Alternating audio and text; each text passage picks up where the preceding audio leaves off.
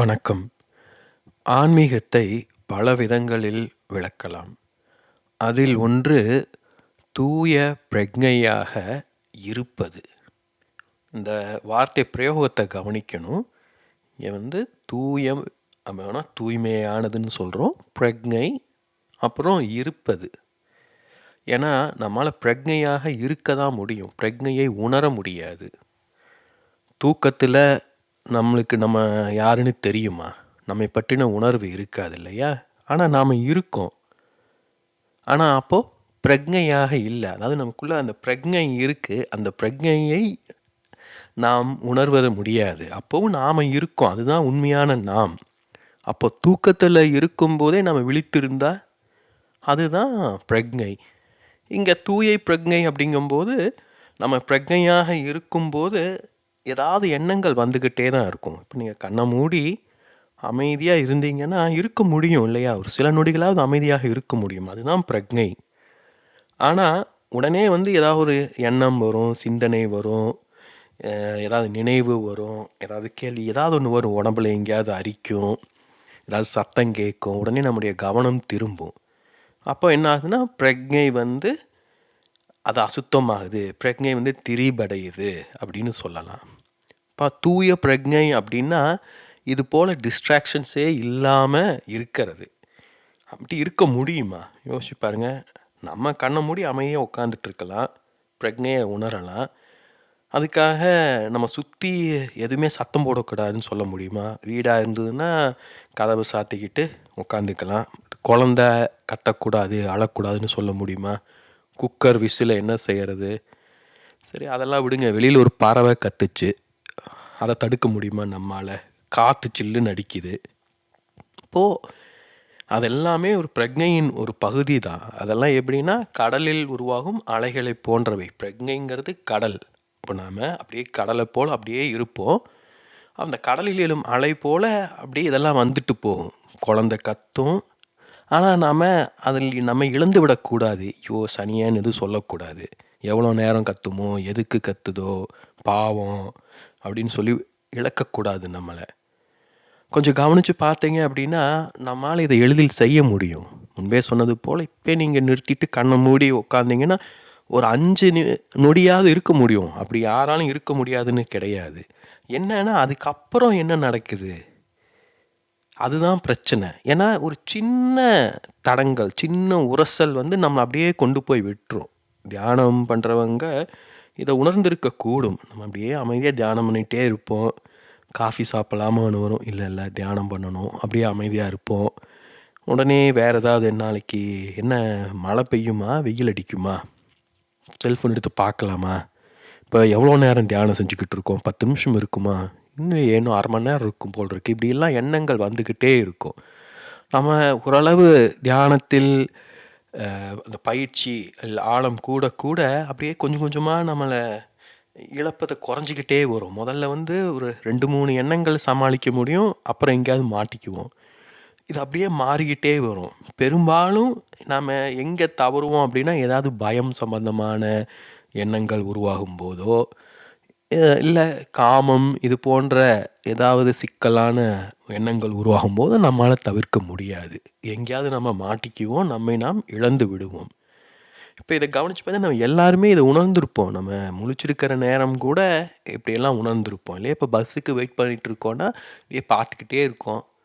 நம்மளுக்கு வேறு எது பற்றியுமே ஒரு கவனமே இருக்காது. ரோட்டை பார்க்குறோம், பஸ்ஸு வருதான்னா தெரியும் நம்மளுக்கு கண்ணுக்கு இல்லையா? வேறு எதை பற்றியுமே கவனம் இருக்காது. கிட்டத்தட்ட அதுவும் ஒரு தியானம் போல தான். ஏன்னா அந்த நேரத்தில் நம்மளுக்கு எதை குறித்துமே கவனம் இல்லை. இப்படி கொஞ்சம் கொஞ்சமாக நம்மளை கவனித்தாலே நம்ம ஒரு நாளில் பல்வேறு தருணங்களில் நம்மை அறியாமல் நம்முடைய பிரக்ஞையை உணர்றோம். ஒரு தியான நிலைக்கு சென்று வருகிறோம்னு சொல்லலாம். இது நிகழ்றதுனால தான் நம்மால் இன்னும் உயிர் தரிக்க முடியுது. ஏன்னா அந்த பிரக்ஞையை நாம் சென்று அடையலை அப்படின்னா நாம் யாருங்கிற புரிதல் நமக்கு இருக்காது. ஒரு சுயநினைவு கொண்ட ஒரு தெளிவான ஒருவருக்கும் தன்னிலை இழந்த மனநிலை பிறந்த ஒருவருக்கு என்ன வித்தியாசம் யோசிச்சு பாருங்க. ஒரு பைத்தியத்துக்கும் நம்மளுக்கும் எந்த வித்தியாசமும் கிடையாது. ஏன்னா நம்மளும் பைத்தியம் போல தான் பல சமயம் சிந்திக்கிச்சிட்டு இருக்கோம், செயல்பட்டு கொண்டு இருக்கிறோம். ஆனால் அது வந்து ஒரு தற்காலிக நிலை. நம்ம எதையாவது கிறுக்குத்தனமாக செஞ்சுட்டு திருப்பியும் பழைய நிலைமைக்கு வந்துடுவோம். அவங்களால வர முடியாது, அவ்வளவுதான் வித்தியாசம். இப்போது அலைகள் மட்டுமே இருந்துச்சு அப்படின்னா அதுதான் வந்து ஒரு பைத்தியக்கார நிலை, தன்னிலை இழந்த நிலைன்னு சொல்லலாம். நம்மளுக்கு கடலை குறித்த கவனம் இருக்கும்போது நாம் தெளிவாக இருக்கோம். இப்போ இது கொஞ்சம் கவனமாக புரிந்து கொள்ளுங்கள். நம்ம உட்காந்து கண்ணை மூடி ஒரு அறையில் பத்மாசனத்தில் தான் தியானம் செய்யணும்னு அவசியம் கிடையாது. நம்ம பஸ்ஸுக்கு வெயிட் பண்ணும்போது, ஒரு டிவி பார்க்கும்போது, இந்த மாதிரி தருணங்களை உங்கள் உடலை உணர்வது, மூச்சை கவனிப்பது, எண்ணங்களை கவனிப்பது, ஒரு காஃபி சாப்பிடும்போது அதை கவனிப்பது, அந்த டம்ளரோட சூட்டை உணர்வது, இப்படி பல விதங்களில் நாம் நம்மை அறிந்து கொள்ள முடியும், நம்மை உணர முடியும். இங்கே கவனிக்க வேண்டிய விஷயம் ஒன்று இருக்குது. ஏதாவது நம்ம பிரக்ஞையில் அந்த இருப்பது தான், தியான நிலைங்கிறது தான். என்ன அப்படி உட்காடுறோம், எண்ணம் வருது அடங்குது, எண்ணம் வருது அடங்குது. இங்கே வந்து அந்த அமர்ந்திருப்பது, அந்த பிரக்ஞை நிலை தான் அடிப்படை. அதுக்கு மேலே அலைகள் வந்துக்கிட்டு இருக்குது. இப்போ நாம் இன்னொரு விதத்தில் தினமும் நம்ம அந்த பிரக்ஞையை கவனிக்கும்போது என்ன அப்படின்னா, நம்ம அலைகளின் மீது கவனம் செலுத்திக்கிட்டு இருக்கோம். ஏதாவது வேலை செஞ்சுக்கிட்டு இருக்கோம், திடீர்னு நாம் ஒரு செகண்டு உணர்கிறோம். அப்போ அலையிலிருந்து நம்ம கடலை நோக்கி கவனம் செலுத்துகிறோம். பஸ்ஸுக்கு போயிட்டே இருக்கோம், திடீர்னு காற்று படுது, அப்படியே ஒரு ப்ரெசண்ட்டாக இருக்குது, ஒரு இதமாக உணர்கிறோம். அப்போது ஒரு தியான நிலைக்கு செல்கிறோம். பஸ் அது வரைக்கும் நம்முடைய கவனம் எங்கேயோ இருக்குது, மனம் அலைஞ்சிக்கிட்டே இருந்திருக்கு. அந்த காற்று பட்ட உடனே நம்ம அந்த கடலை உணர்கிறோம். நம்ம ஒரு நேரத்தை குறித்து கொண்டு தியானம் செய்யும்போது நம்ம பிரக்ஞைக்கு முக்கியத்துவம் தர்றோம். இப்படி தினசரி வாழ்க்கையில் நாம் பிரக்ஞையை கவனிக்கும்போது அப்போது அந்த அலைக்கு கவனம் தர்றோம். இது ரெண்டுமே நுட்பமான விஷயம் இல்லையா? அலை இல்லாமல் கடல் கிடையாது, கடல் இல்லாமல் அலை கிடையாதுன்னு சொல்லலாம். ஆனால் இதில் நுட்பமான வித்தியாசம் என்ன அப்படின்னா, முன்னரே சொன்னது போல் பிரக்ஞை என்பது ஒரு இருத்தல். அந்த பிரக்ஞை அப்படி இருக்குது, அவ்வளவுதான். அலைங்கிறது உருவாகுது. இப்போது நம்முடைய வாழ்க்கை, தினசரி வாழ்க்கைங்கிறது உருவாகிக்கிட்டு இருக்குது, அது நிலையானது கிடையாது. யோசிச்சு பாருங்க. இப்போது இந்த காணொளி கேட்டு முடிச்சுட்டு அடுத்து 1 மணி நேரத்தில் என்ன செய்ய போகிறீங்கன்னு யோசிங்க. ஏதோ ஒரு திட்டம் இருக்கும் உங்களுக்கு இல்லையா? ஏற்கனவே அதெல்லாம் நீங்கள் பிளான் பண்ணிட்டீங்க. இன்னும் அடுத்து 20 வருஷம் எப்படி வாழ போகிறோம் எல்லாமே திட்டம் இருக்கும். அதாவது நம்ம அலைகளை ஏற்கனவே திட்டமிட்டு வச்சுட்டோம். இந்த அலைகளின் அடிப்படையில் கடல் இருக்கும் அப்படின்னு நம்ம எதிர்பார்த்துட்ருக்கோம். மாறாக தியானம் செய்யும்போது என்ன பண்ணுவோம்னா, நம்ம பிரக்ஞைக்கு முக்கியத்துவம் தர்றோம். இப்போது இது வந்து தமிழில் வந்து பிரக்ஞையை தன்னுணர்வுன்னு சொல்கிறாங்க.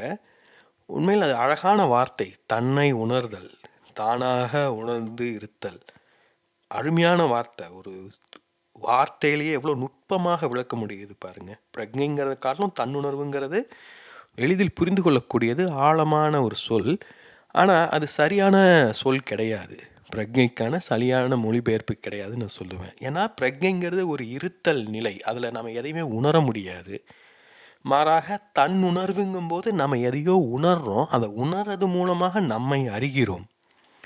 இதை எப்படி சொல்லலாம் அப்படின்னா, இப்போ பிரக்ஞைனா கடல்னு சொன்னேன் இல்லையா? கடல், அப்புறம் எண்ணங்கள், சிந்தனைகள், இதெல்லாம் அலைகள்னு சொன்னோம். இப்போ தன்னுணர்வுங்கிறது கடலின் குளிர்ச்சின்னு சொல்லலாம். வித்தியாசம் புரியுது இல்லையா? பிரக்ஞைங்கிறது கடல். அப்போது அந்த அந்த கடலை மட்டும் நம்ம கவனிப்பது ஒன்று. நம்ம கடலாக இருந்தோம்னா நம்மளுக்கு குளிர்ச்சி தெரியுமா? கொஞ்சம் யோசிச்சு பாருங்கள். கடலுக்கு தன்னுடைய உப்பு சுவையை தெரியுமா? தான் உப்பாக இருக்கோன்னு தெரியுமா? கண்டிப்பாக தெரியாது இல்லையா? வேறு யாராவது ஒருத்தர் தான் கடல் தண்ணியை குடிச்சு பார்த்துட்டு என்ன கடல் தண்ணி உப்பு கறிக்குதுன்னு சொல்லலாம்.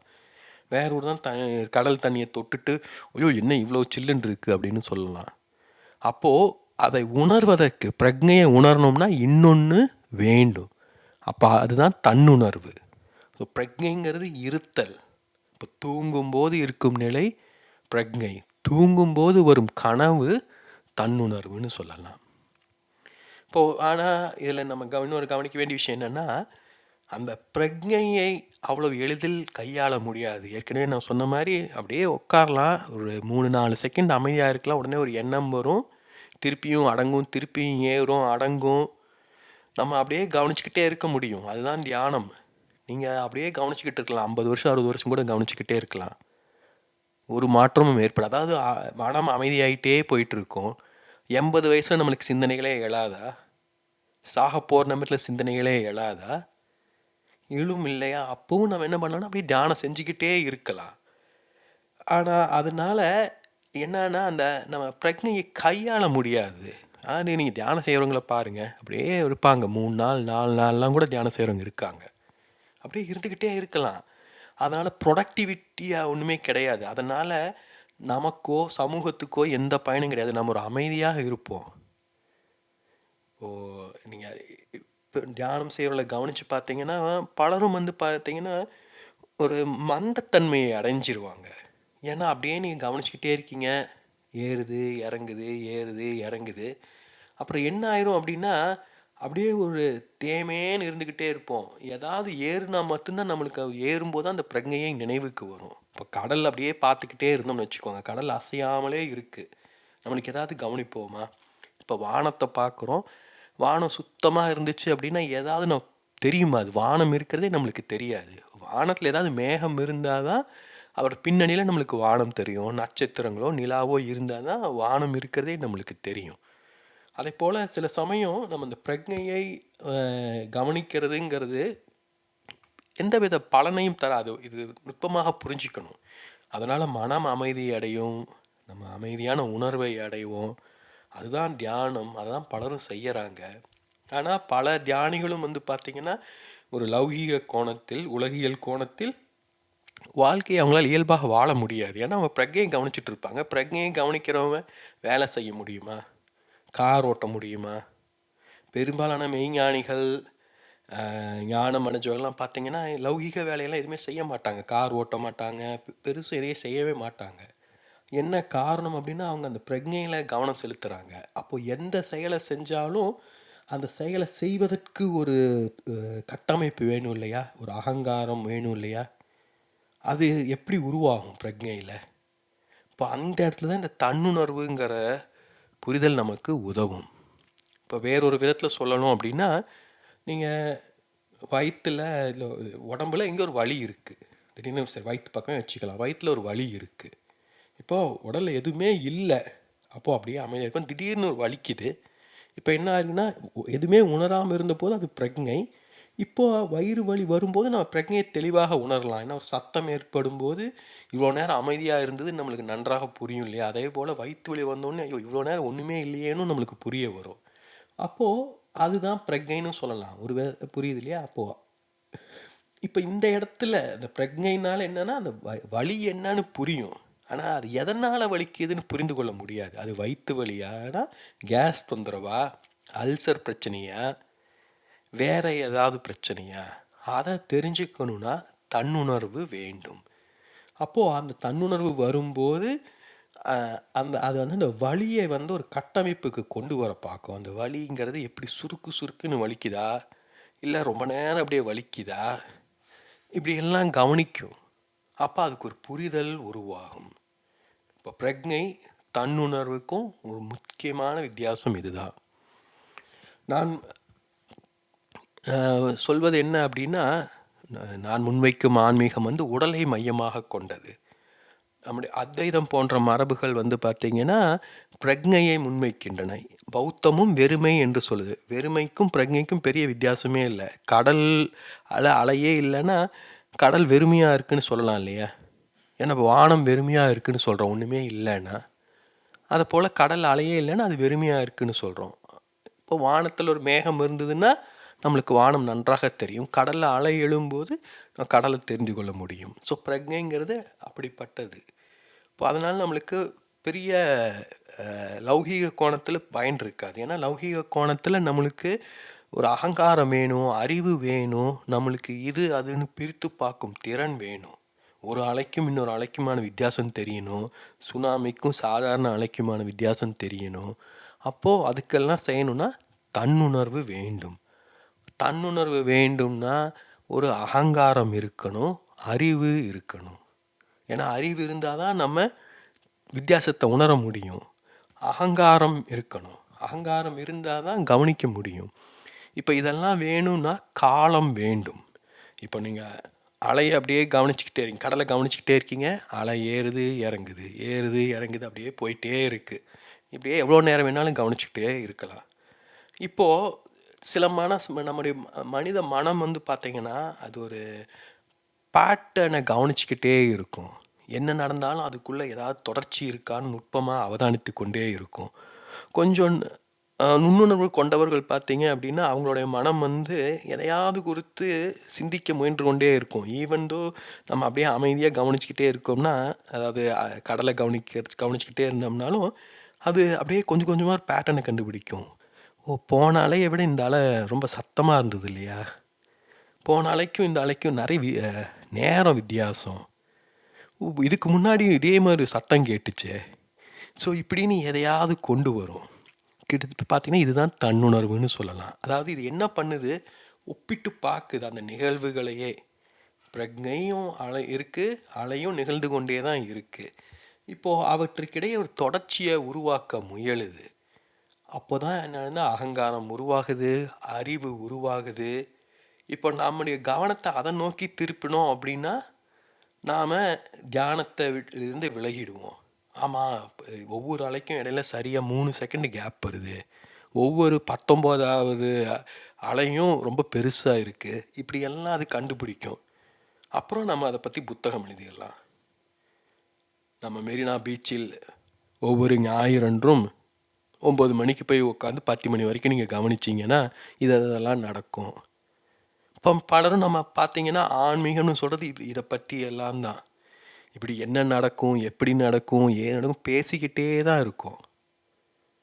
நம்ம உண்மையாக எதையுமே உணர்வது கிடையாது, புரிந்து கொள்வது கிடையாது. இப்போ இந்த வித்தியாசங்களை புரிஞ்சிக்கணும். நம்ம பிரக்ஞைங்கிறது கடல், இப்போ எண்ணங்கள்ங்கிறது அலைகள், நினைவுகள் எல்லாமே அந்த பிரக்ஞையில் என்னெல்லாம் எழுகுதோ நினைவு எல்லாமே, உணர்ச்சிகள் எல்லாமே வந்து அந்த அலைகளை போன்றவை தான். அந்த அலைகளை அப்படியே கவனிச்சுக்கிட்டே இருந்தோம்னா அது தியானம். அப்போ அந்த அலைகளுக்கிடையே ஒரு தொடர்பை ஏற்படுத்தி புரிந்து கொள்ள முயன்றோம் அப்படின்னா அப்போது அறிவு உருவாகுது. இப்போ தன்னுணர்வுங்கிறது நம்ம எப்படி அந்த அறிவை பயன்படுத்துகிறோம், கையாளுறோங்கிறது. ஏன்னா மனம் அப்படியே போயிட்டே இருக்கும். ஆமாம், அப்படி ஒரு தீசிஸே எழுதிடும், கடலுக்கும் அலைக்குமான தொடர்பு அப்படின்னு சொல்லி. இப்போ எவ்வளோ யோசிச்சு பாருங்க. ஆன்மீகம்ங்கிறது தன்னை உணர்வது, அகங்காரத்தை கடப்பது, இப்படி எப்படி வேணாலும் சொல்லலாம். அது எவ்வளோ பேர் எவ்வளோ நாளாக பேசிக்கிட்டே இருக்காங்க, யோசிச்சு பாருங்க. எவ்வளோ புத்தகங்கள் எழுதப்பட்டு இருக்கின்றன, எவ்வளோ பேர் பேசுகிறாங்க, விதவிதமாக பேசுகிறாங்க. நான் சொல்கிறதுன்னா இதை பற்றி எல்லாம் பேசுவது, தெரிந்து கொள்வதுதான் நம்ம ஆன்மீகம்னு நினச்சிக்கிட்டு இருக்கோம்.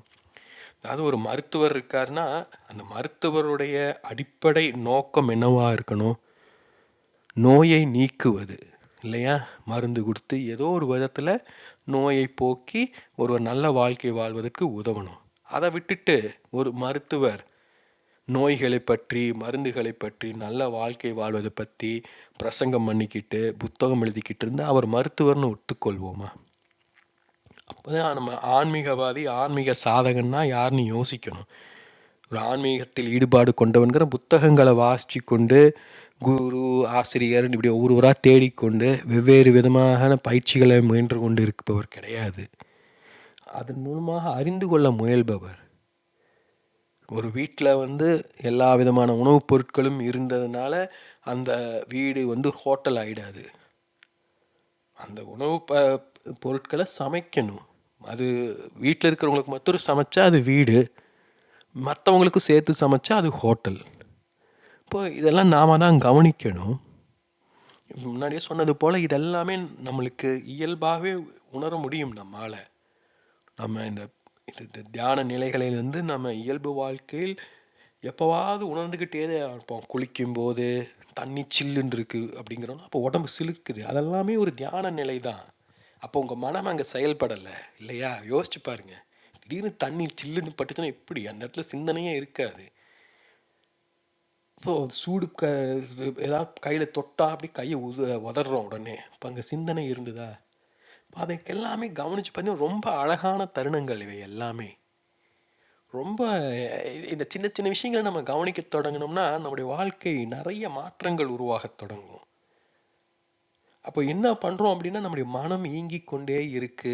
நம்ம ஒரு தெளிவில்லாம குழப்பத்திலேயே இருந்துட்டுருக்கோம். ஏதோ ஒரு பிடிப்பு இல்லாம இருக்கு இல்லையா? அப்போ இந்த போன்ற தருணங்கள் என்னன்னா, சின்ன சின்ன ஒரு ஒளிக்கீற்று போல அங்கங்க நம்மளுக்கு தெரிக்குது. தெ மின்மினி பூச்சியின் ஒளி போல நம்மளுக்கு தட்டுப்படுது. அது சில நொடிகள் கூட இருக்காது. ஆனா அது உண்மை அந்த உணர்வு. இப்ப நான் கவனிச்சு பார்த்தா அந்த உணர்வு எல்லாம் நம்ம உணரும்போது, நாம முழுக்க முழுக்க நிகழ்காலத்துல இருப்போம். நம்ம உடலால் உயிர் வாழ்ந்து கொண்டு இருப்போம்.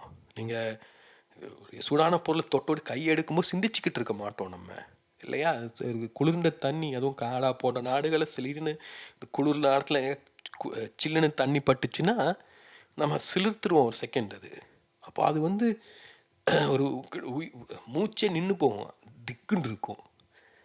அப்போ இதெல்லாம் தான் அழகான தருணங்கள் நம்மளுக்கு. நாம இதையெல்லாம் கவனிக்கிறதே கிடையாது. இதுக்கெல்லாம் முக்கியத்துவம் தர்றதே கிடையாது. நாம என்ன பண்றோம்னா, நாமளா கற்பனை செஞ்சுக்கிறோம். ஒரு காஃபி குடிச்சா நல்லாருக்கும். ஒரு சூரிய உதயத்த பார்த்தா நல்லாருக்கும். இல்ல ஒரு பயணம் செஞ்சா நல்லாருக்கும். ஒரு சாப்பாடு சாப்பிட்டா நல்லாருக்கும். சினிமா பார்த்தா இப்படி நாம மனதைக் கொண்டு சிந்திச்சு ஒரு மனநிலைய உருவாக்க முயற்சிக்கிறோம். இப்போ ஒரு சினிமா பார்த்தா நல்லாருக்கும். நல்லா தான் இருக்குன்னு நெனைச்சு அதுக்காக முயற்சி செஞ்சு நண்பர்கள திரட்டி பஸ்ஸு பிடிச்சு போய் 1 மணி நேரம் பயணம் செஞ்சு சினிமா பார்த்துட்டு, அப்புறம் அரட்டை அடிச்சுட்டு 4, 5 மணி நேரம் கழிச்சு வீட்டுக்கு வந்தோம்னா, நாம உணர்ந்த உணர்வு அந்த 4 மணி நேரத்தில ஒரு சில நிமிடங்கள் அந்த உணர்வ உணர்ந்திருக்கக்கூடும்.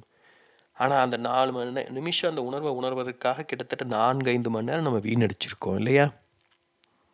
பல சமயம் நாம அந்த உணர்வுன்னு கூட இருக்கவே இருக்காது. ஏன்னா, அந்த அலைச்சலு, அந்த ஸ்ட்ரெஸ்ஸு இது எல்லாமே வந்து பார்த்தீங்கன்னா, அந்த உணர்வையே நம்ம மழுங்கடிச்சிடக்கூடும். நாம ஏதோ கற்பனை பண்ணியிருப்போம். போனா சூப்பரா இருக்கும், ஜாலியா இருக்குன்ட்டு. ஆனா, அங்க போனா நிகழ்வது வேறாக கூட இருக்கலாம்.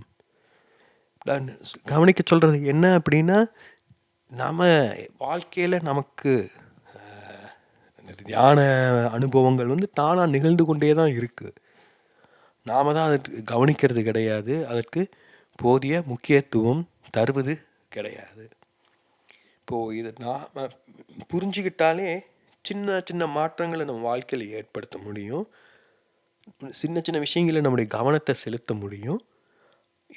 இதெல்லாம் நம்ம கவனிக்கத் தொடங்குனாலே, ஒரு நமக்குள்ள ஒரு மாற்றம் உருவாகத் தொடங்கும். ஏன்னா, இதெல்லாம் நம்ம கவனிச்சிருக்க மாட்டோம். இதெல்லாம் எல்லாத்துக்குமே நிகழ்ந்து கொண்டே தான் இருக்கும். அடுத்த தடவ ஒரு காஃபி டம்ளரையோ, கப்பையோ வாங்கும்போது அதோட வார்ம்த்த கவனியுங்க. அந்த சூட்ட உணருங்க. அந்த காஃபியோட மணத்தை முகருங்கள். உணவு உண்ணும்போது வெறும் சுவைய மாத்திரம் கவனிக்காம, நாக்கு அந்த உணவ எப்படி உணருதுன்னு கவனியுங்க. இதுக்கு தான் நான் எப்பவுமே அ ஜப்பானிய சூஷி உணவ வந்து உதாரணமாக காட்டுவேன். ஏன்னா, அதில வந்து பெருசா காரம், இனிப்பு, புளிப்பு எதுவுமே இருக்காது. ரொம்ப பிளாண்டா இருக்கும். அதாவது எந்த சுவையுமே இல்லாம இருக்கும். அது அரிசி, ஏதாவது விதமான மாமிசம், பெரும்பாலும் அது ஒரு பச்சை மாமிசமா இருக்கும். ஏதாவது மீனாக இருக்கும். அப்புறம் அதனோட வேற ஏதாவது சில பொருட்கள சேர்த்து, அத ஒரு வெத்தல சுருட்டுவது போல ஒரு சுருட்டி, அது அத துண்டு மாரி குடுப்பாங்க. இதில அழகு என்ன அப்டின்னா, அதில எந்த சுவையும் பிரதானமாக இருக்காது. அத சாப்பிடும்போது, நம்ம நாக்குல பல்வேறு அந்த டெக்ஸ்சர்ஸ், அந்த சொரசொரப்பு, வழவழப்பு, கொழகொழப்பு, சூடு, கொஞ்சம் சில சூடா இருக்கும், கொஞ்சம் குளிர்ச்சியா இருக்கும். இது எல்லாத்தையும் நம்ம உணர முடியும். இதெல்லாம் ருசியை கடந்தது. ருசி நம்ம சாப்பிடுறது வந்து ருசிக்கு மட்டும் தான் சாப்பிடுறோம். அறுசுவை இத மட்டும் தான் நம்ம கவனிக்கிறோம். சுவை மாத்திரம் உணவு கிடையாதுல்ல. இப்போ உடல எடுத்துக்கோங்க. உடல்ல நம்ம தொடுறோம்.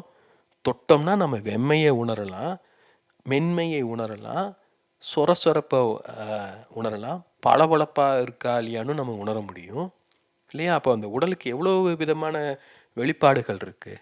அதைப்போல தான் உணவு. உணவுன்னு எடுத்துட்டோம்னா, அதுக்கு சுவை இருக்கு, அப்புறம் அந்த டெக்ஸ்சர்ஸ் இருக்கு, அப்புறம் அதனுடைய வடிவம், அதாவது என்ன சொல்றது? கெட்டியா இருக்கா? தண்ணியா இருக்கா? அதோட மனம், நிறம். இப்போ நான் கவனிச்சு பார்த்தா நீல கலர்ல உணவே இருக்காது. ஏன்னா, அது நம்ம சாப்பிடும் எந்த இயற்கையாக கிடைக்கும் எந்த உணவும் நீல நிறத்தில் இருப்பது அரிது. நீலக்கடலை வந்து உங்களுக்கு ஒரு இட்லியை கொடுத்து வச்சாங்கன்னா சாப்பிடுவீங்களா? யோசிச்சு பாருங்கள். நம்மால் இயல்பாகவே இதை ஏற்றுக்கவே முடியாது. ஏன்னா இது நாம முத்துரு முடிவு கண்டு கிடையாது. மனித குலம் உருவானதுலேருந்தே நாம் நீலக்கடலில் எதையுமே சாப்பிட்டது கிடையாது. அப்போ அந்த நினைவு வந்து காலங்காலமாக நமக்குள்ளே ஊறி போயிருக்கு. அப்புறம் நீலக்கடல் ஒரு உணவு இருந்ததுன்னா அது இனிப்பாக இருந்தால் எடுத்துக்குவோம். ஏன்னா நம்மளுக்கு தெரியும், இப்போ சாக்லேட்டோ கேக்கோ நீல நிறத்தில் வந்துச்சுன்னா அது ஆர்டிஃபிஷியலானது நம்மளுக்கு தெரியும். அது எல்லாமே இயற்கையில் கிடைக்கிறதில்ல, அது நம்மளுக்கு தெரியும். ஆனால் இப்போ இட்லி போன்ற உணவு வகைகள் நம்ம பல 100 வருடங்களாக சாப்பிட்டுக்கிட்டே இருக்கோம். 20 நாள் வரைக்கும் நம்ம நீல நேரத்தில் இட்லி சாப்பிட்ருக்க மாட்டோம். அதனால் அதை ஏற்றுக்கொள்ளாது நம்முடைய மனம் உடனே. இப்போ இவ்வளோ நுட்பமான விஷயம் இருக்குது ஒரு சாதாரண உணவில். நம்ம எதற்கு முக்கியத்துவம் கொடுக்குறோன்னு யோசிச்சு பாருங்க. இப்போ இதெல்லாம் தான் நம்ம கவனிக்க வேண்டியது இருக்குது. இந்த வாழ்க்கையும் அப்படி தான். வாழ்க்கைனா என்னன்னு நம்ம குழம்பிக்கிட்டே இருக்கோம். இப்போ இந்த உணவுக்கு பல்வேறு குணநலன்கள் இருக்கும்போது வாழ்க்கைக்கும் பல்வேறு குணநலன்கள் இருக்குது. ஒவ்வொரு கணத்துக்கும் பல்வேறு விஷயங்கள் இருக்குது. இப்போ இந்த காணொலியை நீங்கள் கேட்டுக்கிட்டு இருக்கீங்கன்னா இதை கண்ணை மூடி ஆழமாக இந்த சொற்களை மட்டும் கவனிச்சிக்கிட்டு இருக்கலாம். இல்லை இந்த படத்தை பார்த்துட்டு இந்த படத்துக்கும் இதுக்கும் என்ன சம்மந்தம்னு சிந்தித்து இணைத்து புரிந்து கொள்ள முயற்சிக்கலாம். இல்லை வேறு எதையாவது பராக்கு பார்த்துக்கிட்டே சும்மா அப்படியே ஒரு அரையும் குறையுமாக கேட்டுட்ருக்கலாம் இல்லையா? இதை நீங்கள் கேட்கும்போதே நீங்கள் உங்கள் உடலை உணர முடியும், நிறைய விஷயத்தை உணர முடியும். ஒருவர் எதெல்லாம் உணர்றாரு எதெல்லாம் கவனிக்கிறாருங்கிறது அவருக்கு மட்டும்தான் தெரியும். இப்போ நம்ம எதையாவது உணர்கிறோம் கவனிக்கிறோம் அப்படின்னா அங்கே வந்து நம்முடைய பிரக்ஞை செயல்படுது. அது பிரக்ஞைங்கிறது தன்னுணர்வை நான் சொல்கிறேன். இப்போ மௌனமாக இருக்குது, நம்ம மௌனத்தை கவனிக்க முடியாது நம்மால். டப்புன்னு ஒரு சத்தம் வருதுங்கும்போது அப்போ தான் அந்த மௌனம் தெரியும். சத்தம் உருவாகும்போது அந்த மௌனமும் தெளிவாக நம்மளுக்கு தெரியும். இப்போ அதை போல தான் நம்ம இதெல்லாம் நாம் தான் கவனிக்கணும். கொஞ்சமாக நீங்கள் கவனிக்க தொடங்கினாலே நிறைய மாற்றங்கள் ஏற்படும். இப்போ முன்பே சொன்னது போல் இப்போ தியானம் செய்கிறதுன்னு முடிவு பண்ணிவிட்டு நம்ம அதை செய்ய உக்காந்தோம்னா நம்ம கவனத்தை முழுக்க பிரக்ஞைக்கு தர்றோம். அது உண்மையில் அது ஒரு தீவிரமான சாதகன் செய்ய வேண்டியது தான். அதே சமயம் நம்ம சாதாரண வாழ்க்கையிலையும் இயல்பாக நம்ம இருக்கும்போதும் நம்மால் அந்த பிரக்ஞையை உணர முடியும். இப்போ அதையும் நாம் கவனிக்கணும். நம்ம உண்மையை 2 விதங்களையும் நம்ம கவனிச்சுக்கிட்டே இருக்கணும்.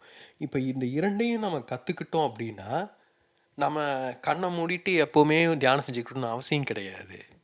நம்மளால் இயல்பாக தினசரி வாழ்க்கையை வாழ்ந்துக்கிட்டு எல்லா வேலையும் செஞ்சுக்கிட்டு அதை ஒரு தியானமாகவும் மேற்கொள்ள முடியும். அது கொஞ்சம் எளிது கிடையாது. அதான் அது அப்பப்போ தவறு விடுவோம், பிழைகள் செய்வோம். ஆனால் அது ஒரு சைக்கிள் ஓட்டுறது போல தான். சைக்கிள் ஓட்டின உடனே வந்து பார்த்திங்கன்னா நம்ம ரேஸில் கலந்துக்க முடியாது. நம்ம பெரும்பாலும் குரங்கு பெடல் போட்டு கற்றுக்கிட்டு இருப்போம். அப்புறம் பாரில் காலை தூக்கி போட்டு ஓட்டுவோம். அப்புறம் சீட்டில் உட்காந்து ஓட்டுவோம். நம்ம பலரும் சைக்கிள் ஓட்ட கற்றுக்கும்போது சீட்டில் உட்காந்தா கால் கூட தரல எட்டாது இல்லையா? ஆனால் எப்படியா சமாளித்து ஓட்டிடுவோம்ல. அப்புறமா நம்ம அப்படியே ஓட்டிகிட்டே இருந்தோம்னா ஒரு நல்லா வளர்ந்ததுக்கப்புறம் நம்மளுக்கு சைக்கிள் ஒரு சாதாரணமான விஷயமா போயிருக்கும். இப்போ தியானம் இதெல்லாமே அப்படிப்பட்டது தான். நம்மளுக்கு கவனிக்க வேண்டியது இப்போ சைக்கிள் ஓட்டுறோன்னா நம்ம சில நொடிகள் நம்ம பேலன்ஸ் பண்ணாலே போதும். அதுக்கு நம்ம மகிழணும். 1 மணி நேரம் ஓட்ட முடியலன்னு யோசிக்கக்கூடாது. அந்த ஒரு நொடி அந்த கிடச்சிருச்சுன்னு வச்சுக்கோங்க பேலன்ஸ். நம்ம உடலுக்கு தெரியும். அது நம்ம சைக்கிள் ஓட்டி பழகினவங்க இல்லை வேறு ஏதாவது நீங்கள் இந்த மாதிரி முயற்சி செஞ்சு பார்த்துருக்கலாம். ஒரு வரைகிறது, பாடுவது, ஏதாவது ஒன்றும் இல்லை, நீங்கள் அதை புரிஞ்சிருக்க முடியும். உங்களுக்கு சமைப்பது கூட ஒரு ஒரு கணத்தில் நம்மளுக்கு தெரியும். அது நம்மளுக்கு கிடச்சிருச்சு, இது கை வந்துருச்சு அப்படின்னு புரியும். அதுதான் அழகான தருணங்கள். அப்படியே கவனித்து பார்த்தீங்கன்னா அந்த அளவு நம்ம கவனம் கொடுத்து செய்யும்போது வாழ்க்கை அழகாக இருக்கும். இன்னொன்று கவனித்து பார்த்தீங்கன்னா எதையும் நம்ம கற்றுக்கொள்ளும் முனையும் போது ரொம்ப கவனமாக இருப்போம். சைக்கிள் ஓட்ட முயற்சி செஞ்சோன்னா நம்ம கவனம் உள்ள அங்கேயே தான் இருக்கும் இல்லையா? ஸோ அந்த கற்றுக்கொள்வதுங்கிறதே ஒரு அழகான விஷயம். நான் எப்பவுமே சொல்வது என்ன, வாழ்க்கை என்பது கற்றுக்கொண்டே இருப்பதற்கு நமக்கு தரப்பட்டிருக்கும் ஒரு வாய்ப்பு. கற்றுக்கிட்டே இருக்கணும். ஆனால் கற்றுக்கிட்டு இருக்கும்போது நம்ம கவனத்தை ஃபுல்லாக ஒரு இடத்துல செலுத்துவோம். அப்போ வந்து அது அலாதியான ஒரு நிறைவை தரும். இப்போ இதெல்லாம் எல்லாருமே உணர முடியும். வார்த்தைகளாக அப்படியே உள்வாங்கிக் கொள்ளாமல் நீங்கள் முயற்சி செஞ்சு பார்க்கலாம். இப்போ இதுக்கெல்லாமே நம்மளுக்கு தேவையான வழிகாட்டுதல்களும் கிடச்சிக்கிட்டே தான் இருக்கும். நான் பல சமயம் சொல்லியிருக்கேன், நம்முடைய ஆழ்மனம் கனவுகள், காட்சிகள் இப்படி நான் வெளிப்படுத்தி கொண்டே இருக்கும். இப்போ எனக்கு ஒரு முறை தோன்றின காட்சியை தான் நான் இந்த படத்தில் காட்டியிருக்கேன். இப்போ அதில் நான் ஒரு மலை உச்சியில் நின்றுக்கிட்டு இருக்கேன். கீழே கடல் இருக்குது. இப்போ இந்த படத்தில் இருக்கிறது போல் இப்போது நான் அந்த உச்சியிலேருந்து கீழே இறங்கணும், இறங்கி அந்த கடலை நோக்கி வரணும்னு எனக்கு தோணுச்சு. உடனே நான் என்ன பண்ணிட்டேன், இந்த மாதிரி தான் காட்சி தோணுச்சு. இப்போது இது இப்போது சமீபத்தில் தோன்றுறது. இது என்னுடைய ஒரு ஆன்மீக புரிதலுக்கு கிடைத்த காட்சி. இப்போ நான் என்ன நினச்சிட்டேன்னா, ஆன்மீகமாக ஒரு பக்குவமான நிலையை அடைஞ்சிட்டேன்னு நினச்சிட்டு இருந்தேன். அப்போ தான் எனக்கு புரிஞ்சுது, நான் செய்திருக்க வேண்டியது என்ன அப்படின்னா, உண்மையில் எனக்கு இடப்பட்ட பணி என்னென்னா, அந்த மலை உச்சியில் நின்று மலையை குடஞ்சி ஓட்டை போட்டு கீழே வரணும். ஒரு குகை போல் உருவாக்கி, பாகுபலி படத்தில் வருவது போல் மேலே அருவியிலிருந்து பாதை வழியாக கீழே வர்றாங்களே, அதை போல் நானாக ஒரு ஓட்டையை போட்டுட்டு கீழே வந்திருக்கணும். ஆனால் நான் என்ன பண்ணிட்டேன், சாமர்த்தியமாக அப்படி செய்யாமல் அந்த மலையோட ஓரத்தை பிடிச்சி கீழே இறங்கி கடலை நின்றுக்கிட்டு நான் ஆன்மீக நிலையை அடைஞ்சிட்டேன்னு ரொம்ப காலமாக நினச்சிட்டு இருந்திருக்கேன். அப்போ இந்த காட்சி தெரிஞ்ச போது தான் எனக்கு அப்புறமா தான் புரிய ஆரம்பிச்சது. நான் பல இடங்களில் சொல்வது போல் நம்ம உடலில் அந்த 7 சக்கரங்கள் இருக்குது. கீழே இருக்கும் 3 சக்கரங்கள் மண்ணோடு நம்மை பிணைக்குது, மேலே இருக்கும் 3 சக்கரம் விண்ணோடு நம்மை பிணைக்குது. இரண்டுமே அந்த இதய சக்கரத்தில் இணையுது. நம்ம இதயத்தில் இறுக்கம் இருக்கும்போது, நம்முடைய அகங்காரம் வலுவாக இருக்கும்போது அது பாறை போல் இறுகி இருக்கும். நம்ம சாதாரணமே சொல்லுவோம், நெஞ்சுக்கூடு வேகாது, நெஞ்சில் ஒரே பாரமாக இருக்குது அப்படிலாம் சொல்லுவோம். ஏன்னா அங்கே அவ்வளோ இறுக்கம் இருக்குது, துக்கம் இருக்குது. நம்முடைய அகங்காரம், எண்ணம், சிந்தனை இதெல்லாம் அங்கே இறுகி போய் கிடக்கு. இப்போ அந்த படம் ஆக்சுவலாக அதான் சுட்டி காமிச்சிருக்கு எனக்கு. நான் அந்த அப்போ நான் அதிகமாக சிந்தித்து செயல்படுவேங்கிறதுனால என்னுடைய எனர்ஜி பெரும்பாலும் அந்த மேல் 3 சக்கரங்களே செயல்பட்டுக்கிட்டு இருந்திருக்கு. அப்போது நான் அந்த பாறை போல் இறுகி இருந்த அந்த இதயத்தை துளைத்து கீழே கனெக்ட் பண்ணணுன்னு தான் அந்த காட்சி எனக்கு சுட்டி காமிச்சிருக்கு. நான் புத்திசாலித்தனமாக சுற்றி வந்துட்டது போல் காமிச்சிருக்கேன். என்னுடைய அகங்காரத்தை நான் தொடவே இல்லை. அப்போது கடந்த சில வருடங்களாக அந்த குணமடைதல் மூலமாக அந்த இறுக்கத்தை நீக்கி நீக்கி நீக்கி இப்போ அந்த ஒரு துளையை ஏற்படுத்தியிருக்கேன், ஒரு பிணைப்பை ஏற்படுத்தியிருக்கேன். இப்போது நான் ஏன் இதை சொல்கிறேன் அப்படின்னா, நம்ம பலருக்கும் இது போல் நுட்பமான ஏதாவது புரிதல் கிடச்சிக்கிட்டே தான் இருக்கும். நம்முடைய ஆழ்மனம் நம்மளோட எப்போவுமே தொடர்பு கொள்ள முயன்று கொண்டே இருக்கும். நம்ம ஆழ்மனம் நம்மோட தொடர்பு கொள்ள முயல்வது தான் ஒரு விதத்தில் ஆன்மீகம்னு சொல்கிறோம். ஏன்னா ஒரு கோணத்தில் ஆன்மீகம் என்பது முழுமை. அது கடல் அலை இரண்டையும் ஏற்றுக்கொள்வது. அப்போது நாம் நம்ம முழுமையாக ஏற்றுக்கொள்ளணும். நம்ம இரண்டாக பிரிஞ்சிருந்தோம், உள்ளுக்குள்ளே ஒன்றையாக ஒழிச்சு வச்சுக்கிட்டு வெளியில் வேறொன்றாக இருந்தோம்னா நம்ம உண்மையான ஆன்மீகவாதி கிடையாது. அதுக்காக உள்ளுக்குள்ளே இருக்கிறதெல்லாம் வெளியில் கொட்டணும்னு அவசியம் கிடையாது. நமக்குள்ளே அந்த தொடர்பு இருக்கணும், நம்முடைய அகத்தில் அந்த தொடர்ச்சி இருக்கணும். அதுக்கு நம்முடைய அகங்காரம் இடம் கொடுக்கணும். நம்ம மனசுக்குள்ளே இருக்கிறதெல்லாம் பேச முடியறது. இப்போ நாம் எதையுமே ஃபில்டர் பண்ணாமல் பேசிகிட்டு இருக்கேன். ஏன்னா இப்போ என்னுடைய அகங்காரத்தை கொண்டு இந்த வார்த்தைகளை நான் தடுப்பது கிடையாது. இப்போ என்னுடைய அகங்காரம் அந்த நெஞ்சுக்கிட்ட இறுக்கம் இருந்தது அப்படின்னா இவ்வளவு சுலபமாக என்னால் இந்த வார்த்தைகளை பேச முடியாது. தொடக்கத்தில் நான் உருவாக்கின காணொலிகளெல்லாம் ஒரு ஏக்கம், ஒரு கேவலை நீங்கள் உணர்ந்திருக்கலாம். ஏன்னா அந்த ஆழத்திலிருந்து அந்த குரல் வருவதற்கு அந்த அகங்காரம் இடம் கொடுக்கல. அப்போது அது ஒரு வழியோடு பேச வேண்டியதாக இருக்குது. அப்புறம் அந்த இறுக்கம் குறைய குறைய அந்த ஆழத்துலேருந்து அந்த வார்த்தைகள் வெளிவருவது எளிதாக இருக்குது. இதை கவனிச்சுக்கிட்டே இருந்தால் நம்மளுக்கு இதெல்லாம் புரிய வரும். நாம் பெரும்பாலும் நமக்கு பிடிச்ச விஷயங்களை தான் நம்ம கவனம் செலுத்துவோம். அதை நம்ம கவனிப்பதையும் நமக்கேற்ற விதத்தில் தான் புரிந்து கொள்வோம். இப்போ இதெல்லாம் நம்ம நுட்பமாக அவதானித்து கொண்டே இருக்கணும். ஏன்னா வாழ்க்கை பிரபஞ்சம் நம்ம பல விதங்களில் நம்மளுக்கு செய்திகளை தந்துக்கிட்டே இருக்கும். நாம் ஒரு பிரபஞ்சத்தின் மைந்தர்கள். ஒரு பெரிய மனிதர் பார்த்திங்கன்னா தன்னுடைய குழந்தை துக்கப்படணும்னு விரும்ப மாட்டார். அதே சமயம் குழந்தை துக்கப்பட்டால் தான் அது வளரும். அது கீழே விழுந்தோடனே ஓடி போய் தூக்கி வச்சுக்கக்கூடாது. அப்போ அந்த குழந்தை வந்து தானாக எந்திரிச்சு நிற்கவே கற்றுக்காது. அப்படியே பார்த்துக்கிட்டே போகணும். அது கீழே விழுகும், அது கொஞ்ச நேரம் அழும் எழும், ஏதாவது ஒன்று பண்ணும். இப்போது ஏதோ ஒரு கணம் அது அவங்களுக்கு தெரியும் இல்லையா? பெரியவங்க நம்மளுக்கு தெரியும், குழந்தையால் எப்போ முடியலன்னு தெரியணும், எப்போ அதுக்கு உதவி வேணும்னு தெரியணும். உண்மையில் நாமளாக போய் உதவுவதற்கு பதிலாக குழந்தை கேட்கணும். இப்போ அதுதான் நம்ம வந்து கவனித்து பார்த்திங்கன்னா, வாழ்க்கையை அப்படியோ சமாளித்து வாழ்ந்துக்கிட்டே இருக்கோம். நம்மளால் முடியவே இல்லைங்கும்போது தான் நம்ம உதவிக்கு போவோம். அப்போ வந்து அது நம்மளுடைய உண்மையிலே நம்மளால் முடியலை அப்படின்னா நம்மளுக்கு தேவையான உதவி உடனே நம்மளுக்கு கிடைக்கும். நம்ம எடுத்ததுக்கெல்லாம் ஓடி போயிட்டு இருந்தோம் அப்படின்னா, கடவுளை போய் கடவுளே கடவுளேன்ட்டு இருந்தோம்னா கண்டுக்கவே மாட்டார் கடவுள். சும்மா யோசிச்சு பாருங்கள், உங்கள் ஊரில் ஒரு எம்எல்ஏ இருக்கார், வீட்டில் தண்ணி வரலன்னு எம்எல்ஏக்கு போகிறீங்க, ஒழுங்காக பாத்ரூம் வரலன்னு எம்எல்ஏட்ட போய் சொல்லுவீங்களா? இப்போ எதுக்கு ஒரு எம்எல்ஏ போய் பார்க்கணுன்னு இருக்கு இல்லையா? அதை போல தானே கடவுளும். இப்போ நாம் நம்ம வாழ்க்கை எப்படி வாழ்கிறோன்னு பார்க்கணும். அப்போது நம்ம பலரும் நினைப்பது என்னென்னா, நம்மளுக்கு சரியான வழிகாட்டுதல் கிடைக்க மாட்டேங்குது, உதவிகள் கிடைக்க மாட்டேங்குதுன்னு நினச்சிக்கிட்டு இருக்கோம். இல்லை, கிடச்சிக்கிட்டே இருக்குது. இப்போ நான் அதை தான் பல்வேறு விதங்களை நான் விளக்கிட்டு இருக்கேன். இப்போ என்னுடைய புரிதல்கள் பலவுக்கும் நானே தான் வந்து புத்தகங்களை கண்டுபிடிச்சி வழிகாட்டிகளை கண்டுபிடிச்சி புரிஞ்சுக்கிட்டு இருக்கேன். இப்போ என்னை கவனித்து பாருங்கள், இந்த காட்சி ஒரு அற்புதமான காட்சி. அது எவ்வளோ தெளிவாக சுட்டி காட்டியிருக்கு, மலை உச்சியிலிருந்து நான் எப்படி கீழே வரணுன்ட்டு. ஆனால் நான் அதை சரியாக புரிஞ்சிக்கலை. அதை காட்சி வந்தோடனே எனக்கு தோணுச்சு, என்ன பண்ணணும் என்ன பண்ணணும், இப்போ கீழே வரணும்னு அது உள்ளுணர்வு வந்தோடனே எனக்கு அதான் நம்ம வந்துட்டோமே, நம்மளுக்கு தான் இவ்வளோ ஆன்மீகத்தை பற்றி இவ்வளோ தெரியுமே, நல்லா பேசலாமே ஜாலியாக அப்படின்னு நினச்சிட்டு இருந்தேன். அப்போ தான் எனக்கு புரிய வந்தது, இது வரைக்கும் ஆன்மீகம்னு நான் நினச்சிக்கிட்டு இருந்தது ஃபுல்லாக மனதை கொண்டு சிந்தனையை கொண்டு அந்த பிரஜை பூர்வமாக அந்த சிந்தனை மூலமாக உணர்வது, அதாவது அதை ஆன்மீகத்தை பற்றி பேசுவது, வார்த்தைகளை அறிந்து கொண்டு இருப்பது தான். அது எப்போ வந்து முழுமை அடையும்னா அதை நாம் உடலில் உணரணும்.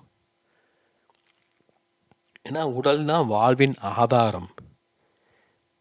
உடல் இருந்தால் தான் உயிர். பிரஜை என்பது நமக்குள்ளேயும் இருக்குது, வெளியிலையும் இருக்குது. அத்வைதம் சொல்லுது, வெளியில் இருப்பது பிரம்மம்னா நமக்குள்ளே இருப்பது ஆன்மா. இப்போ ரெண்டையும் வித்தியாசப்படுத்து இந்த உடல். அது வந்து ஒரு கடலில் இருக்கிற தண்ணி, கடலில் தண்ணி இருக்குது, அதில் ஒரு போட்டு இருக்குது, அந்த போட்டில் ஒரு பாட்டிலில் தண்ணி இருக்குதுன்னு வைங்க. அதை போல தான் இந்த பிரபஞ்சம் ஒரு கடலை போன்றதுன்னா, இந்த பூமி வந்து அதில் இருக்க அந்த போட்டை போன்றது. அதில் இருக்கும் ஒரு பாட்டில் தண்ணியை போல தான் நாம். இப்போ நாம் இந்த வடிவை எடுத்தாதான் நம்மால் நம்முடைய வாழ்க்கையை வாழ முடியும். அப்போது உடல் இருந்தால் தான் ஒரு செயல் சாத்தியமாகுது. இது ஒரு ரொம்ப சுவாரஸ்யமான விஷயம். இப்போது ஆன்மீக கோணத்தில் என்ன சொல்லுவாங்கன்னா, நம்மை நாம் அறிந்து கொள்ளும்போது உண்மையில் நம் மூலமாக பிரபஞ்சம் தன்னை அறிந்து கொள்ளுது அப்படின்னு சொல்லலாம். யோசிச்சு பாருங்கள். இப்போது உங்கள் வலது காதை ஒரு நிமிஷம் தொட்டு பாருங்களேன், அது எப்படி உணர்றீங்க? வலது காதை தொடுறீங்க இல்லையா? இப்போ அந்த காது அங்கேயே தான் இருந்தது, இப்போ அதை தொடும்போது அப்போ அதை உணர்றீங்க இல்லையா? அதை போல தான் இப்போ அந்த காதும் வந்து இந்த பிரபஞ்சத்தின் ஒரு பகுதியாக தான் இருந்திருக்கு. அதாவது இந்த உடலின் ஒரு பகுதியாக தான் இருந்திருக்கு. கையும் உடலின் ஒரு பகுதி தான். இப்போது நான் சொன்ன உடனே உங்கள் கையை எடுத்துகிட்டு போய் காதை தொடுறீங்க அப்படிங்கும்போது, அப்போ அந்த உடல் வந்து அந்த கை மூலமாக தன்னை உணர்ந்து கொள்ளுது இல்லையா? அதை போல தான் ஒரு தியானம், இந்த ஆன்மீகம் எல்லாமே. இப்போது நாம் வந்து அந்த கையை போல நமக்குள்ளே ஏதோ ஒன்று தூண்டுது நம்மை அறிந்து கொள்ள சொல்லி. நம்மை நாம் அறிந்து கொள்ளும்போது நம் மூலமாக பிரபஞ்சமும் தன்னை அறிந்து கொள்ளும். இது ரொம்ப சாதாரணமான விஷயமாக தோணலாம், ஆனால் ரொம்ப ஆழமான விஷயம். ஏன்னா சில புரிதல்கள் ஒரு தடவை நிகழ்ந்துருச்சுன்னா அதை மறக்கவே முடியாது. கருப்புனா உங்களுக்கு என்னென்னு தெரியும், நீங்கள் மறந்து போவீங்களா என்னைக்காவது? இனிப்புனா என்னென்னு தெரியும், மறக்க முடியுமா அதை போல தான் சில புரிதல்கள். இந்த புரிதல்கள் எல்லாமே ஆன்மீகமான புரிதல்கள். இதெல்லாம் வார்த்தையால் புரிந்து கொள்வது கிடையாது. புரிஞ்சுக்கணும் நம்ம. இப்போது கருப்புனா என்னன்னு தெரிஞ்ச அளவுக்கு நம்மளுக்கு பிரம்மம்னா என்னன்னு தெரியுமா? இப்போ பிரம்மம்னா இப்போ நிறைய பேர் பேசுவாங்க பயங்கரமாக, நான் பிரம்மத்தை நிராகரி ஏதோ அதெல்லாம் சொல்லுவாங்க, பயங்கரமாக இருக்கும் நல்ல டயலாக்லாம். இப்படிதான் அவங்கெல்லாம் கெத்தாக பேச முடியும். ஆனால் அவங்க பிரம்மத்தை உணர்ந்திருக்க மாட்டாங்க. உணர்ந்தவன் அமைதியாக இருந்துட்டு போவான். அவன் எதுவும் பஞ்சு டயலாக்லாம் பேசிகிட்டு இருக்க மாட்டான். இப்போ பழைய காலத்தில் ரிஷிகள் பேசியிருக்காங்கன்னா அவங்க அந்த கற்றுக் கொடுக்கும் நிலையில் இருந்திருக்காங்க. அதனால் அவங்க சொல்லியிருக்காங்க. அப்போ அவங்க என்ன மனநிலையில் இருந்தாங்க, என்ன உணர்வு நிலையில் இருந்தாங்க நம்மளுக்கு தெரியாது. நம்மளுக்கு தெரிஞ்சதெல்லாம் அவர்கள் பயன்படுத்திய வார்த்தைகள் தான். இப்போ அதே வார்த்தைகளை நாம் இப்போ பயன்படுத்தினோம்னா அந்த உணர்வு நிலையை நாம் அடைஞ்சிட்டோன்னு சொல்ல முடியாது. நீங்கள் அப்படி தான் நம்மளை ஏமாற்றிக்கிட்டு இருக்கோம். இன்றைக்கி ஆன்மீகம்ங்கிறது ஒரு மிகப்பெரிய ஏமாற்றாக இருக்குது. இல்லாட்டி அத்தனைக்கும் ஆசைப்படுன்னு சொல்கிறவரெல்லாம் நம்ம ஆன்மீகவாதின்னு நினைப்போமா? யோசிச்சு பாருங்க. ஒரு புத்தர் ஒரு அரசர், இளவரசராக இருந்து அவர் அதை விட்டுட்டு துறவரம் மேற்கொண்டு ஒரு உண்மையை கண்டடி சொல்கிற ஆசையே துன்பத்துக்கெல்லாம் காரணம்னு சொல்கிறாரு. அப்படி ஒருத்தரை நம்புவோமா? ஒரு சாதாரண மனுஷனாக இருந்துட்டு தான் ஆன்மீகமாக எல்லாம் அறிந்து கொண்டேன்னு சொல்லிட்டு அதன் அடிப்படையில் தனக்கு ஒரு அடையாளத்தை உருவாக்கி கொண்டு அரசரை போல வாழும் ஒருவரை நாம் ஆன்மீகவாதின்னு சொல்வோமா? யார் சொல்வதில் உண்மை இருக்குது? யோசிங்க. இது கொஞ்சம் யோசித்தாலே புரிஞ்சிக்க முடியும். அதே சமயம் நம்மளுக்கு இப்போ கண்ணுக்கு முன்னாடி இருக்கிற உதாரணம் அவர் தான். புத்தரை காட்டிலும் இன்னொரு மனிதர் தான் இருக்கார். அதனால் நம்மளுக்கு பலருக்கும் அவர் தான் பிடிக்கும். யோசிச்சு பாருங்க. ஏன்னா நம்ம புத்தருங்கிறவர் வெறும் ஒரு கற்பனை தான் நம்மளுக்கு. அதனால் நம்ம இயல்பாகவே நம்முடைய மனம் நம்ம கண்ணுக்கு முன்னாடி இருக்கிறத நோக்கி தான் ஈர்க்கப்படும். அதனால தான் பிரச்சனைகளே காரணம். நம்ம எல்லாருமே அப்படி தான் தவறான திசையில் போய்கிட்டே இருக்கோம். கண்ணுக்கு முன்னாடி இருக்கிறதையே பார்த்துக்கிட்டு இருந்தோம் அப்படின்னா நாம் யாருங்கிறத நம்ம பார்க்க மாட்டோம். இன்னொருவரை கவனிக்க பொதுவாக நம்மளை கவனித்தோன்னா நாம் யாருன்னு கண்டுகொள்வோம். இதெல்லாம் நாம் புரிஞ்சிக்கணும். சும்மா ஆன்மீகம்ங்கிறது ஒரு விளையாட்டு கிடையாது. ஆன்மீகம் மிக ஆழமானது. நான் ரொம்ப உறுதியாக சொல்கிறேன். ஏன்னா நான் காடாக ஏன் வந்தேன் அப்படின்னா அதுக்கு பின்னாடி நிறைய நுட்பங்கள் இருக்குது. எனக்கு அதெல்லாம் ரொம்ப கஷ்டப்பட்டு அதை கண்டுபிடிச்சிருக்கேன் நான். அதை போல் நம்ம ஒவ்வொருவருக்கும் பல்வேறு காரணங்கள் இருக்கலாம் நாம் ஏன் இப்படி வாழ்கிறோம் அப்படிங்கிறதுக்கு. இப்போ என்னுடைய வாழ்க்கையில் எல்லாமே ஒரு ஆன்மீக கோணத்திலேயே தான் நிகழ்ந்துட்டு வந்திருக்கு. இப்போ அதனால் சொல்கிறேன் நான், ஆன்மீகம் மிக பிரம்மாண்டமானது. அதை விளையாட்டாக எடுத்துக்கொள்ள வேண்டாம். அதே சமயம் அது பயந்துக்கவும் தேவை கிடையாது. அது பயந்து கும்பிடுவதால் உடனே அது நம்மளுக்கு சேவகம் செய்யாது. புயல் வருதுன்னா புயலை பார்த்து பயந்துட்டு புயலே என்ன ஒன்றும் பண்ணாதுன்னா அது விட்டுட்டு போயிடுமா நம்மளை? நம்ம அதை எதிர்கொள்வதற்கான திறனை வளர்த்து கொள்ளணும். அதுக்கு தான் ஆன்மீகம், அதற்குத்தான் பயிற்சி. வாழ்க்கைனா பிரச்சனைகள் வந்துக்கிட்டே தான் இருக்கும். பிரச்சனையே வரக்கூடாதுன்னு கடவுள் காலில் விழுவதற்கு பேர் ஆன்மீகம் கிடையாது. எந்த பிரச்சனை வேணாலும் வரட்டும், அதை எதிர்கொள்வதற்கான தைரியத்தை, துணிவை எனக்கு கொடுன்னு கேட்பதான் ஆன்மீகம். அதனால நான் அப்படியே பாறை போல் நெஞ்சை நிமித்திட்டு நிற்கவும் முடியாது விவேகானந்தர் மாதிரி. ஏன்னா அது உண்மை கிடையாது. அது சும்மா அப்படியே போலித்தனமான ஒரு வீம்பு. உண்மையான புரிதல் கொண்டவன் அப்படி நெஞ்சு நிமித்தி நின்றுட்டு இருக்க மாட்டான். அவன் பணிவாக இருப்பான். இப்போது இதெல்லாம் புரியணும். இதெல்லாம் வெறும் வார்த்தைகள் கிடையாது. நாம் நம்ம அனுபவத்தின் மூலமாக அறிந்து கொள்ள முடியும். எது சரியான வாழ்க்கை முறை, எது தவறான வாழ்க்கை முறை, எப்படி வாழணும், எப்படி வாழக்கூடாது, இதெல்லாம் நாமளாக கண்டுகொள்ள முடியும் கொள்ளணும். அதை நம்ம வாழ்க்கையின் மூலமாக கண்டுகொள்ளணும், வாசிப்பின் மூலமாக கண்டுகொள்ளக்கூடாது. அப்போது அதை நம்ம வாழ்க்கையை வாழ்வதன் மூலமாக தான் அது நம்மளுக்கு புரிய வரும். இவர் சொல்கிறது நல்லா இருக்கே, சரியாக இருக்கிற மாதிரி இருக்கே அப்படின்னு தோணலாம். அப்போ நீங்கள் முயற்சி செஞ்சு பார்க்கும்போது அது உங்களுக்கு சரியா இல்லையான்னு தெரியும். அப்படி தான் நம்ம செஞ்சுக்கிட்டே வரணும். ஸோ இந்த வழிமுறைகளெல்லாம் மிக எளிமையானவை. உண்மையில் தியானம் செய்வது எப்படின்னு பல்வேறு வழிமுறைகள் இருக்குது. அதே போல் ஒவ்வொரு கணத்தையும் தியானம் போல் எப்படி வாழ்வதுங்கிறதுக்கும் பல்வேறு வழிமுறைகள் இருக்குது. நமக்கு எது உகந்தது, எதை நம்மால் கை கொள்ள முடியுது, எதை நம்மால் புரிந்து கொள்ள முடியுதுன்னு நாம் தான் கண்டுபிடிக்கணும். ஏன்னா நம் வாழ்க்கை நம் தேர்வு, நம் வாழ்க்கை நம் பொறுப்பு.